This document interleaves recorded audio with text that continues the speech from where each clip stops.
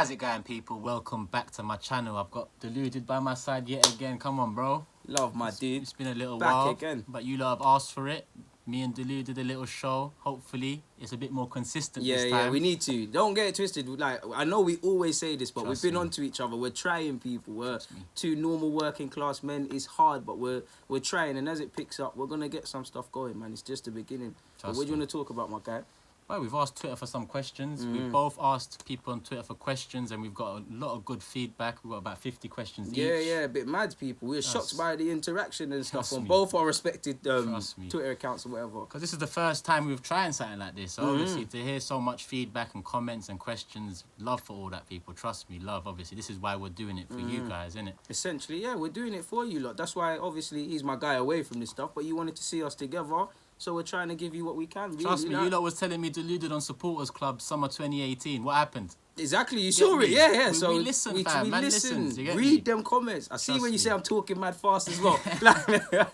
Does Deluded breathe when he talks? Yeah, he does it all in one breath. It's all bands, but fucking hell, you lot kill me, man. But let's get into some questions then, obviously. Let's on, start with my questions. Go on, I screenshotted yours as well. Yeah, look, we're going to start with my questions. We're going to go through a few of mine, and then we're going to do another video going through a few of Deluded's questions, which will go out on Deluded's channel. Make sure you follow that. So there's a bit of both for you lot, man. Trust me, Make sure you're pre in Turkish. You're saying, well, obviously you are, because you're watching the vid, but just pre my man's thing, trust me. He's next up, man. He's next up. Phrases, bro.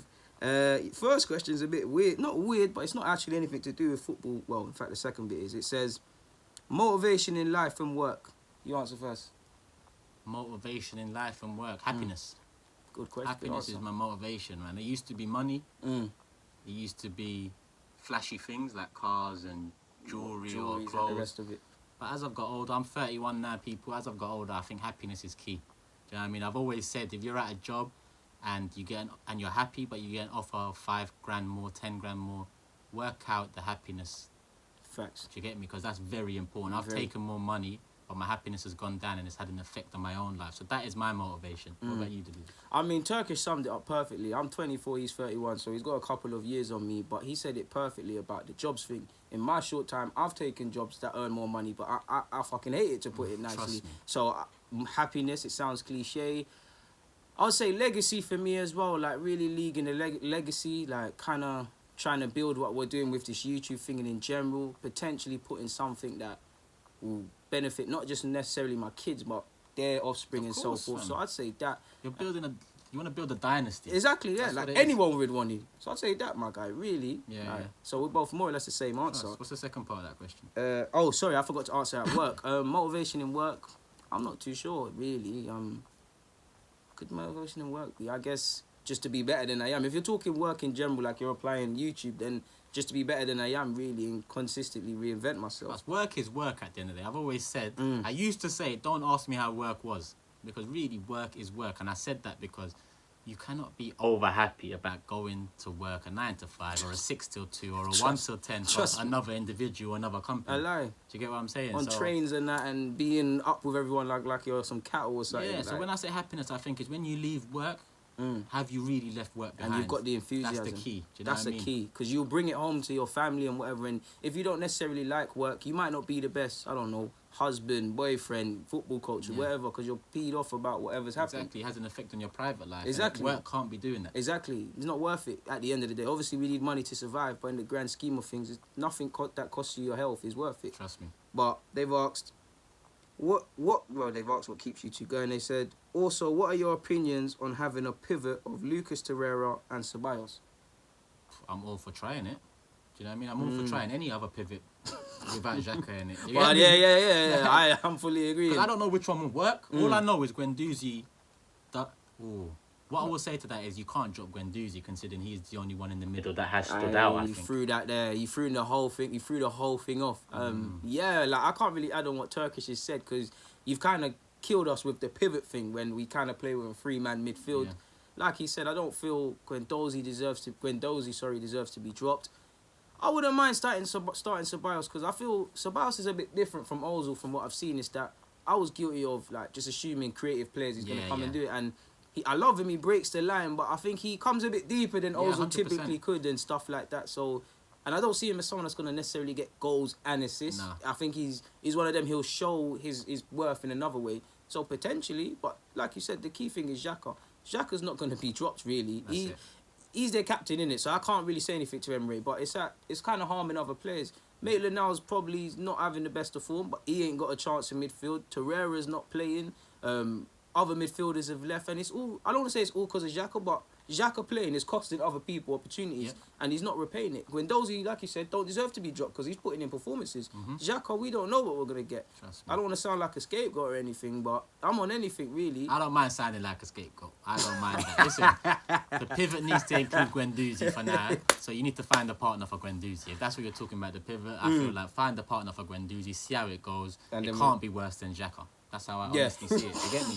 It can't be, so... You're killing me, bro. Like, you're killing me. There's no way. Like he's put it perfectly. I tried to put it the politically correct way. He done. You don't know me. Politically correct. This is why I love him, fam. But like, next question, I believe some youth called Tay-Tay's asked, is it wise to keep Emery to the end of the season if things get worse? Because if we were to leave it to the end of the season and get rid of him with no Champions League football, is it possible that both Aubameyang and Lacazette want to leave as well? What's your thoughts? Boy, obviously there's stuff about their contracts right now as well. It looked like they signed in the summer, but no announcement was made. They've got 2 years left apiece, so next summer they'll have a year left. Trouble. To answer the first part of the question, we mentioned it in Supporters Club in the Unai Emery episode. I said we have to look at it in January. In January, if it was 7 points off top 4, then maybe look into the possibility of letting Emery go, giving it to Ljungberg for the rest of the season, because you are right, Tate. Like the Champions League is vital, not just to keep Oba and Laka, but the investment that we made this summer, they're expecting to get that. So I don't want another excuse for the Kroenkes, like the Europa League lost like last year was. It was an excuse for them not to spend as much, in my opinion. I want us to get Champions League, whether that's with Emery or potentially without come the end of the season. I don't mind that, but I'm all for giving him the chance up until January, and then we really can judge, in my opinion. Yeah, you're right on that. I'd say I'm a bit the same. Like, admittedly, like we don't always say it, but I've got less patience for Emery, admittedly, than Turkish, and that's just one of the differences we have.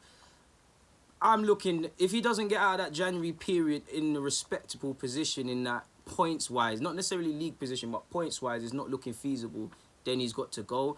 Personally, I feel, just as a general point, unless we start getting the defending and the attacking, etc., I think we've got to look at potentially, regardless of what happens, letting him go in May. Completely different, but almost similar to what United did with Van Gaal in that, didn't he win FA Cup or something, and they kept it moving? Yeah, something like that, because I'm not sure if Emery is the guy to lead us long term, because I don't really see the vision.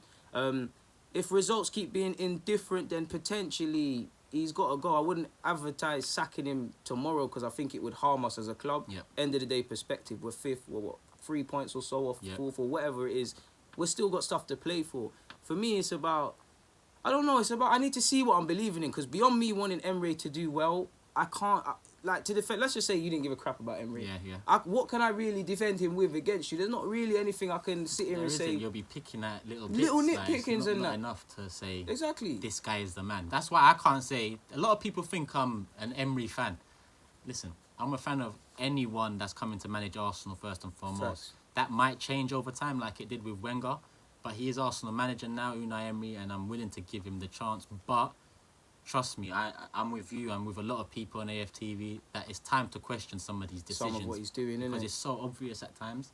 Predictable, man. Like, I think teams have sussed us out in that. Aubameyang's got no service. One striker against 2 or like 3 on Monday. It's not, the maths isn't there. Like, I wasn't good at maths, but the maths ain't there. He's going to be outnumbered. Aubameyang, through no criticism of his own, it's just his hold-up play is not the best. He's for goals. So he's going to be there. If you win the first and seconds and we've got no midfield, then the ball is just going to keep coming on top of us, and we can't play out like you've seen. I'm personally getting quite annoyed how we're an open book. Like, I hear that Emery needs time and all of these things, people. I really do. And I don't think it's all him. But he quickly got us playing out from the back. Just that principle to always do that. So now I'm asking, okay, when Xhaka or these centre-halves receive the ball, what is the plan? Because there's no movement, there's no, like, you've been here long enough. It's not a thing where I'm seeing us try something, we're messing up, and I say, all right, cool, I see what we're doing, but there's teething issues. I don't see it. I see 100%. It's like we're trying to do this defensive thing, but we're not putting our full effort into that. 100%. And then it's attacking, and we're just doing bits of both and everything. There's no pattern. There's no pattern. You said it right. Every move is different. Literally, yeah. You don't know what's gonna come when Lena has the ball, whether it's gonna go there, whether it's gonna go to Socrates out there. You just don't know. Yeah, what's happening. literally. And you know what? People might think, obviously, I'm a big critic of Xhaka and this agenda word likes to fly around. I want you guys to go and watch that 14-second clip on Twitter from the Sheffield United game. Yeah. Pass to Luiz, pass to Xhaka, pass to Kolasinac to Xhaka, out to Chambers, back to Luiz, back to Xhaka. No one there is breaking the lines. And I'm not only blaming Xhaka there. Kolasinac failed to break the lines, and you need the fullbacks to do that. Chambers, admittedly, he's not a fullback. He failed too. And Granit Xhaka, who is the guy in the middle, describes himself as a false 10. Bro, and he's talking about all this mental stuff is bullshit and stuff. Well, it's not bullshit because the pattern is you can't win consistently away from home. So all this mental bullshit stuff. But what's interesting is, just a minute ago, I read that Emery said,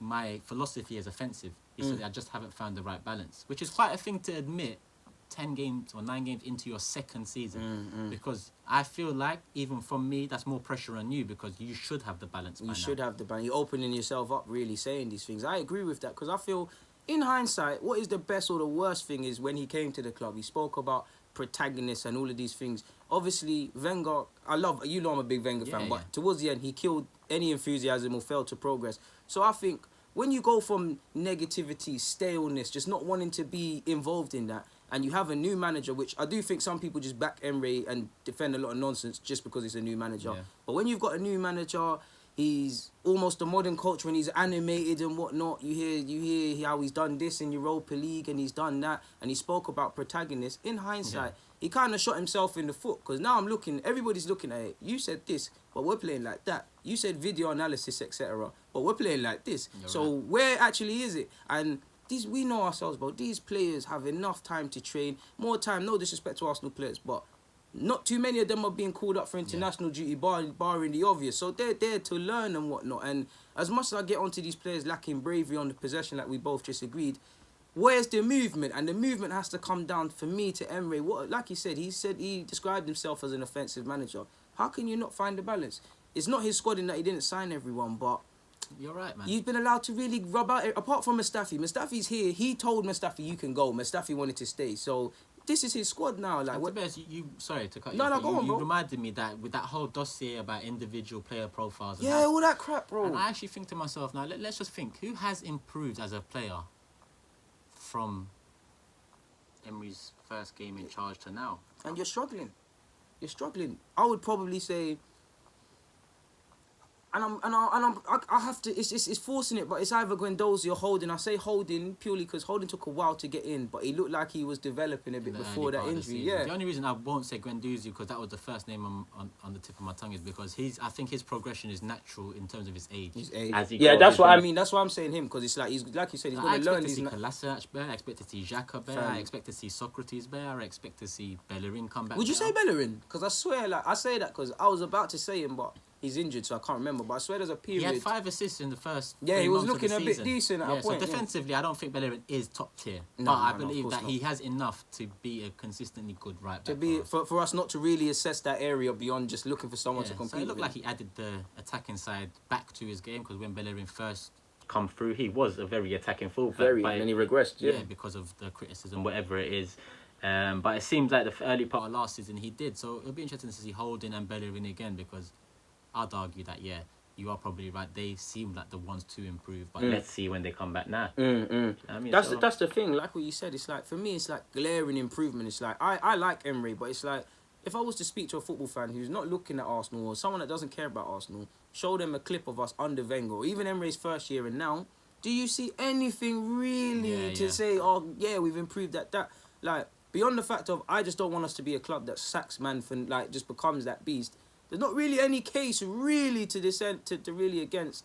Come May, if certain other people are available, sort of thing, do we look for someone a bit more stronger, principled or radical in their approach? And that's no disrespect to Emery, because I would say he's radical. He shocked a few people with the Ozils, with 1 minute Ramsey in and out. I just think his own worst enemy is himself, bro. Because even Lacazette and Aubameyang. Do you remember the time last year? Fans, everyone and their nan could see together. He's scared. Like it took a while, innit? A while, and it's many different things like that. It's with, for me, regardless of Ozil, you've got Mkhitaryan who went out on loan, Ramsey left.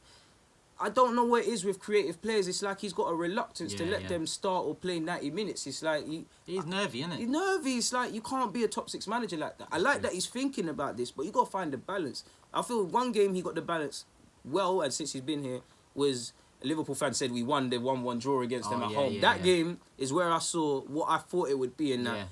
Attacking players do their thing. We've married the defensive aspects, but it ain't fell on from that. And I think some of these players just ain't worth it, but... You're still here now. It's like, are they not playing for you? Do they not understand your tactics? Are you failing to get over what you need to get over, bro? It's like, I don't know for him, man. Yeah. You know what? Before we move on to the next question, because we could talk all day about Arsenal. Yeah. I just want to tell the people, like, you know what? A lot of messages come through and whatnot from my interview after Sheffield United, and people saying you can't blame Kroenke's for this one.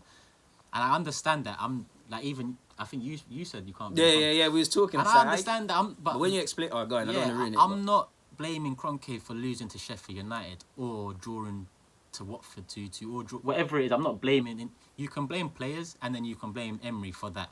Tactics Emery, tactics players. But the bigger picture is you look over at Man United. Man United thought it was David Moyes that was the issue. They thought it was Louis van Gaal that was the issue. They thought it was Jose Mourinho that was the issue. And they thought Ole was the issue until now they're realising, hold on, Ed Woodward has been doing a mad thing for a few years. Is the people in charge really footballing people? It's taken them 7 years to point the blame at the board. Now, we cannot give Kroenke a clean slate because he's let Wenger go finally. That was his choice to hold on to the man for however long. That was his choice. It didn't work, and that's on the Kroenkes. So moving on, they don't get a clean slate for me. I believe that we could have invested more. But individual performances and match days, yes, you can critique Emery because he has done some fucked up things. You get me? Obviously, there's players in there that I see that shouldn't be anywhere near the squad. And I blame Emery for those things. But at the same time, a new manager comes in, they'll still be in the squad. Whether they'll start or not, I don't know. But will the board come in and replace them adequately? I'm not sure about that yet. I haven't got the full faith of the board. I haven't got full faith in Emery either. That's what I wanted to touch on because I receive a lot of messages saying... Because a lot of people on my channel support the Kroenke outing. Do you get me? And obviously, I've taken a step back from it to see how the season goes. But it's evident that I think the spine of the team needed readdressing. Saliba, for me, good young talent, but won't be the answer. Because I think the 19-20-year-old coming into the... It's similar to Pepe, bro. It's like fans see the hype. And don't get me wrong, Pepe is different. But it's like fans see the price tag in the YouTube clips and think, boom, he's going to be this. People see Saliba, like you said. You watch football, you coach, so you know... 18, 19 years of age, he's going to be mad naive in defence. And in the Prem, obviously, if he plays against Aguero, he'll get ripped. But it's the Glenn Murrays and the Shane Longs, the man that don't necessarily score, but they know the game that is going to become unstuck. Yeah, it's like people see 6'4" or whatever, composed French defender. Senderos, we actually had hope in Senderos until he faced Drogba, until he faced and got ripped, and then that was it for him. And then it was it, But it's like they get gassed off the promise and felt like it's like people in football, for me, it's like they look at the player of tomorrow so much they forget to remember this guy's not there yet. It's I see it especially with young players. It's almost like Nelson. It's like it's no crime if he wasn't, but I was trying to watch Nelson in Germany as much as I could purely because when I was seeing games, I'm seeing the goal put up there. But when you look at his performance, he might have got subbed or he might have actually been crap. So then when he kicked, because I wanted to see his base level to come to Arsenal, and it's almost like fans are shocked by his kind of struggles. He's not there yet. And it will happen to Saka as well. Yeah, literally. We've got no patience. And to be honest, football fans really don't, as I think you should be patient, but you don't really have to have patience. You don't really need to care about youngsters and development and all of this jazz. But it really annoys me. When you support City and Liverpool, you don't have to care. You don't. Yeah. When you support them team there, when you support us, it's mad. Can we move on to the next question, man? Go on. Thanks for that question, though, people. No worries. Finally, we've got the strongest Arsenal 11 and the best formation to get results. I assume they've asked you that, and they've also added to the question and said, is it 4-3-3 or is it 4-2-3-1? Might as well just answer this together. So let's think of formation first. Yeah, are we happy with 4 at the back? Yeah, of course. We ain't just running 3 at the back, bro. my team untitled, I play with 4-2-3-1. That's how I play. Would I want that for Arsenal? Yeah, I'd play a 4-2-3-1. What about you? Same.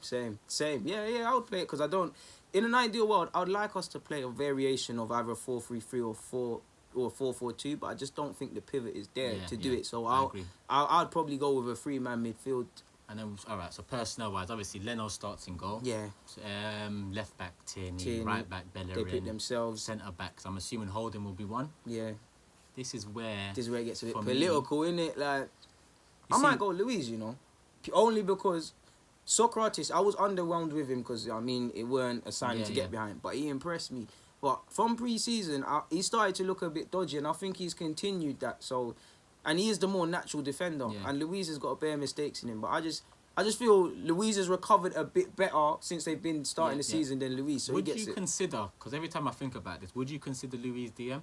Yeah, of course. I've been saying it from the Chelsea days, so bro. then we seem to agree here. So what I would actually do is put Socrates next to Holding, and then put by Luis default, DM. innit? Yeah. I'll play him in Terrera, and then that frees up Socrates. That frees up Ceballos, because he's not gonna go with two attacking midfielders or sort of creative types. But then again, Guendouzi's not in it. Yeah.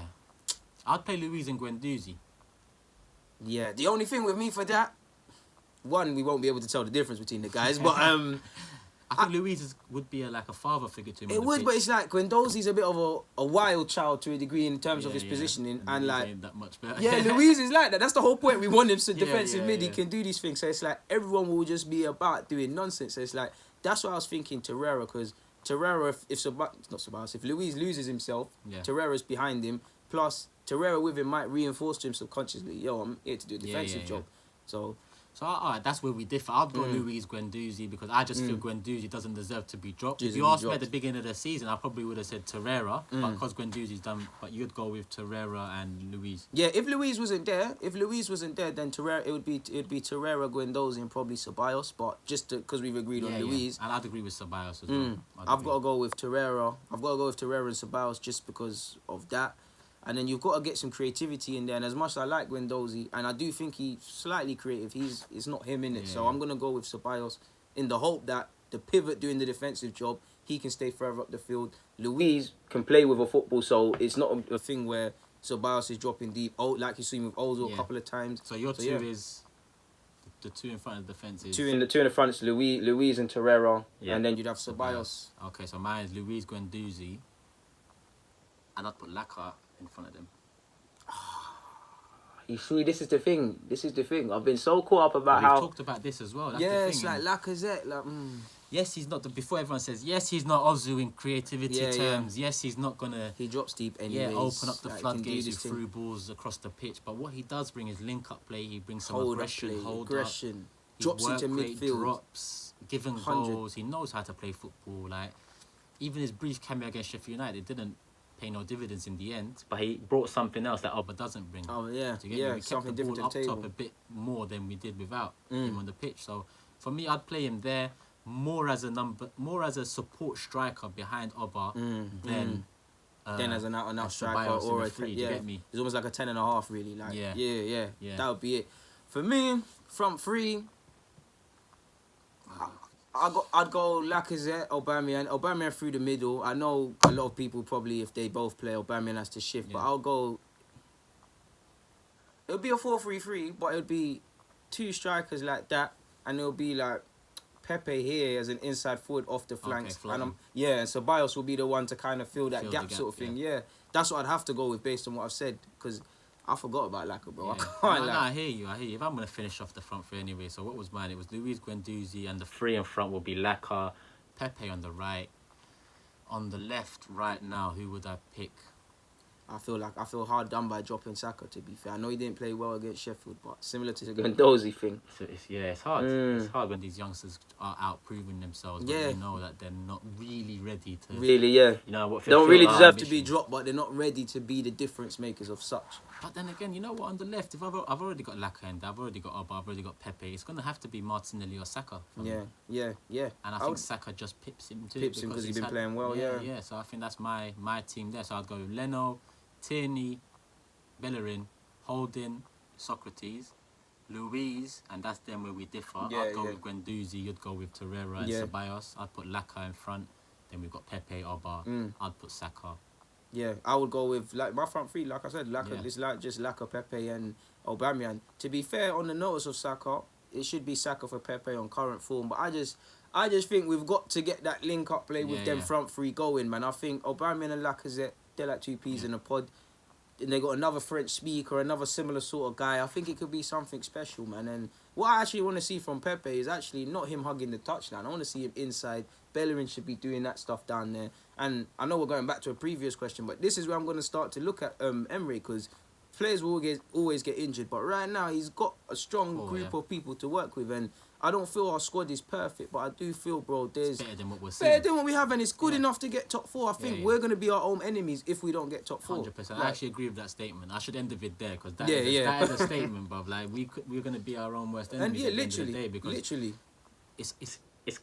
it's early to say, but in my honest opinion, it's ours to fuck up. Yeah, it is. I agree exactly with that. Not because we're better or worse than sides, purely because other sides are iffy like us. If is the big word. If I was rich, I'd be a millionaire or some crap. But if we can do what we need to do, then we shouldn't get top. We shouldn't have a problem getting top four. Sorry, last year we messed it up. Like, as much as I feel the players messed it up big time last year, but I can't shy away from Emery's tactics, bringing in Jenkinson and El Nene and all these guys in games. Some games we needed them because there was injuries, but just unless. So these sort of things, if we don't learn from our mistakes, we're going to have the same result. And I can't say we'll be surprised. Like, if you do the same things again and the same thing happens and you expect something different, that's insanity, surely. 100%. Literally. 100%. But obviously, what's that? 3 questions done. Yeah, 4 questions, what's that, 26 minutes? You know what? We'll call it there, people. We're going to record another little video for Deluded channel. Obviously, go over there and subscribe right now and catch that. That should be out around the same time. Trust me. We'll delve into some more questions. What's your socials, bro? Deluded Gooner 04 and everything. Deluded Gooner on YouTube, as you already know. Yeah, man. You don't know me, Turkish LDN, Instagram, Twitter,